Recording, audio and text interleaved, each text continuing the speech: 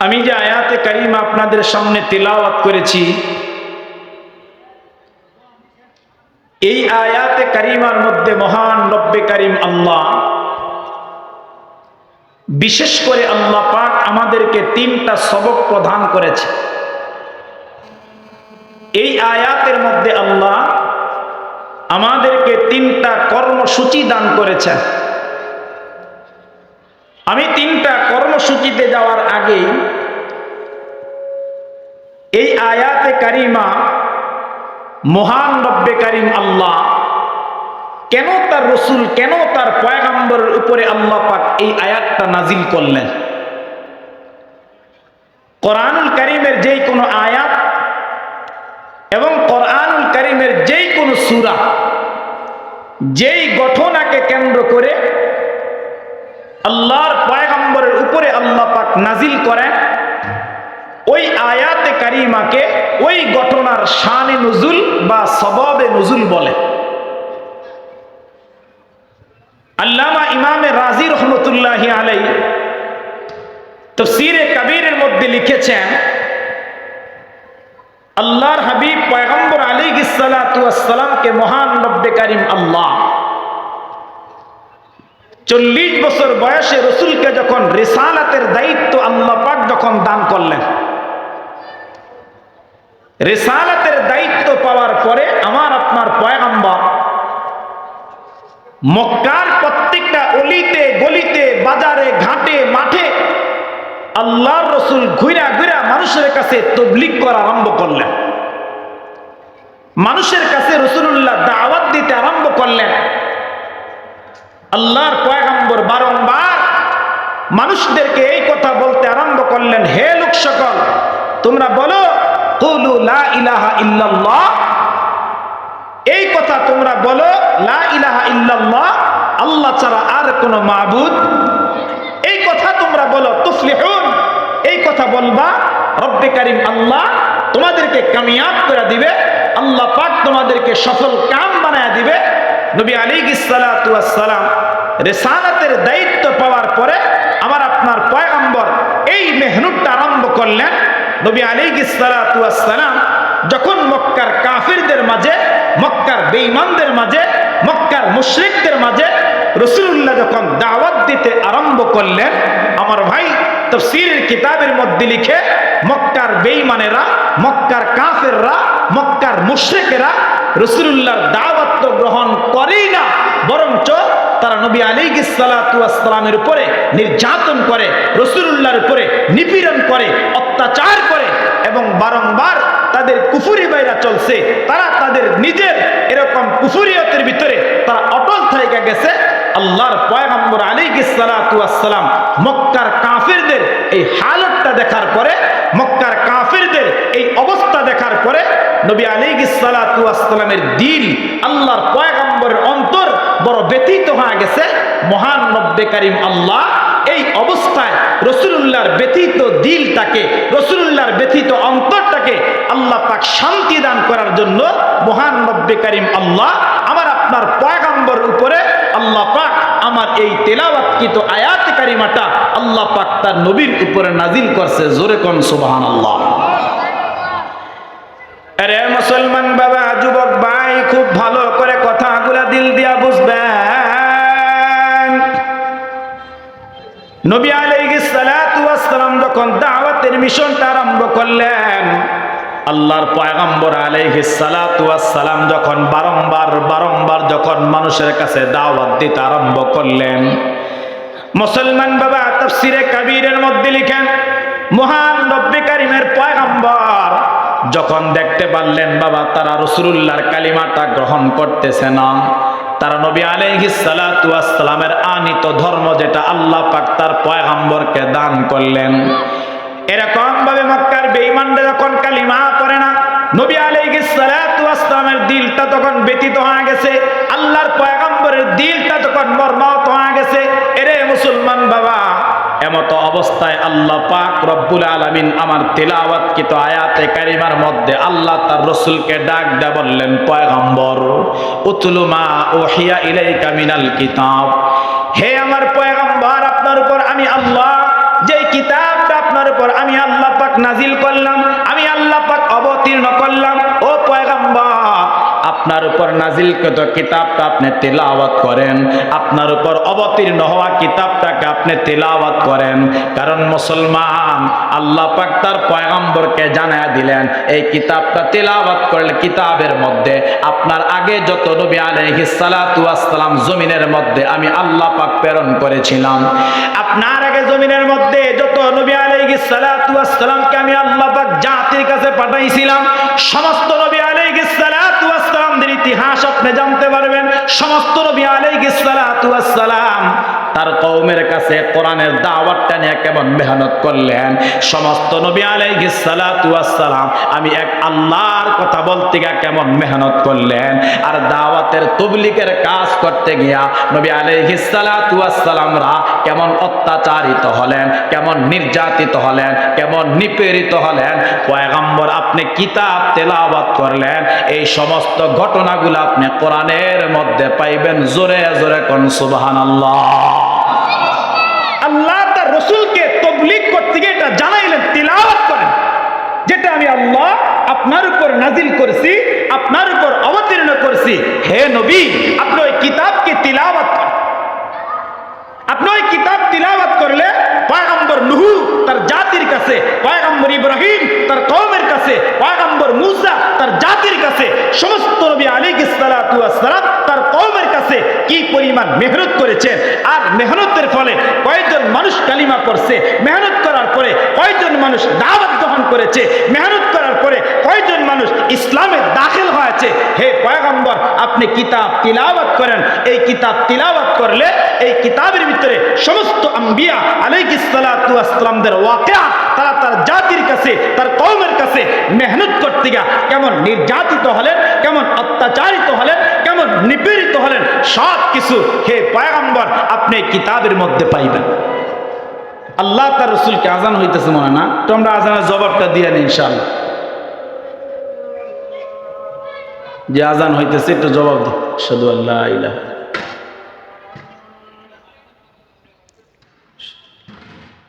আশহাদু আল্লাহ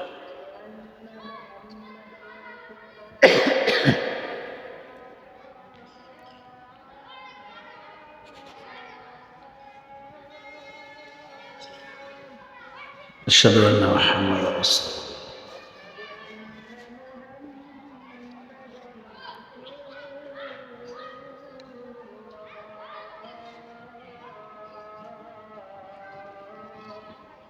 أشهد أن محمدا رسول الله. لا إله إلا الله. اللهم رب هذه الدعوة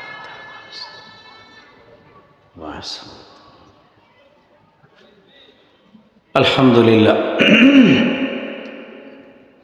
আল্লামা ইমাম রাজি রহমতুল্লাহ আলাইহি তাফসীরে কবীরের মধ্যে লিখছে, নবী আলাইহিস সালাতু ওয়াস সালামকে আল্লাহ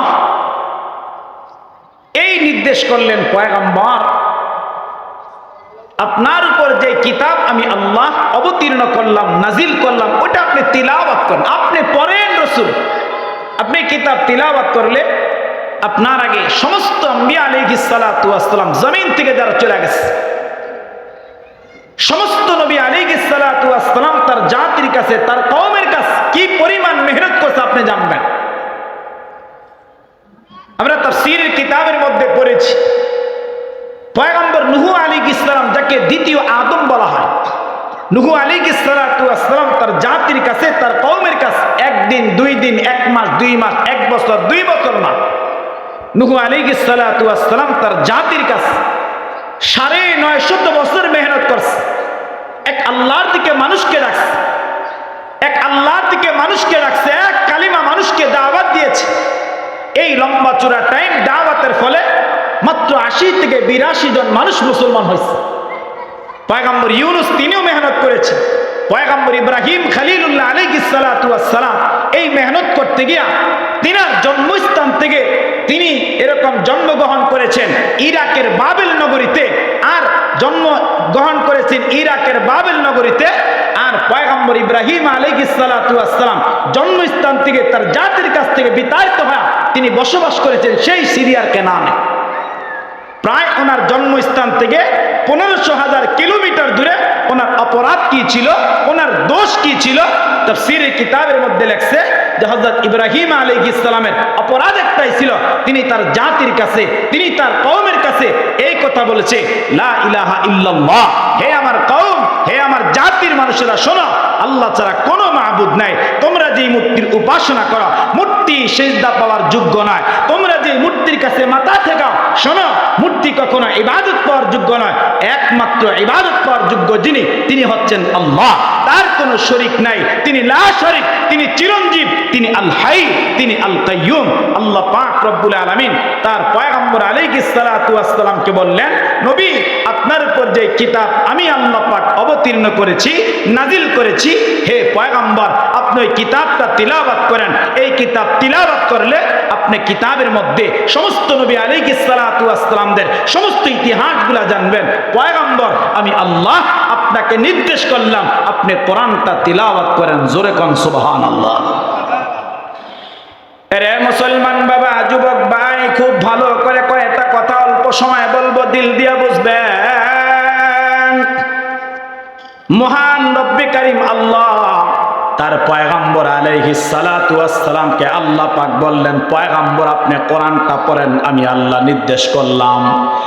মুসলমান বাবা, নবী আলাইহিস সালাতু ওয়াস সালামের মাধ্যমে কিয়ামত পর্যন্ত রব্বে কারীম আল্লাহ এই জমিনের মধ্যে যত মানুষকে আল্লাহ পাক প্রেরণ করবেন, আমার আপনার পয়গম্বরকে নির্দেশ করার মাধ্যমে সমস্ত উম্মতদেরকে আল্লাহ পাক নির্দেশ করলেন, উম্মতেরা, তোমরা আমি আল্লাহ পাকের কালামটা তেলাওয়াত করো।